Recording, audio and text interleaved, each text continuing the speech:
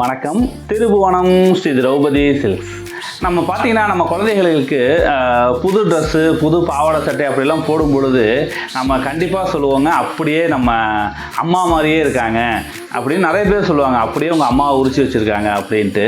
அந்த மாதிரி நம்மளுடைய அம்மாக்கள் உடுத்திய அந்த கலர் காம்பினேஷனில் நம்மளுடைய குழந்தைகளுக்கோ நம்மளுடைய மனைவிக்கோ அந்த மாதிரி ஒரு பாரம்பரியமிக்க பட்டுப்புடவைகள் எடுத்து அதை அவங்க உடுத்தி பார்க்கும் பொழுது கண்டிப்பாக நம்மளுடைய அம்மாக்கள் ஞாபகம் கண்டிப்பாக வரும். எனக்கும் அப்படி தாங்க.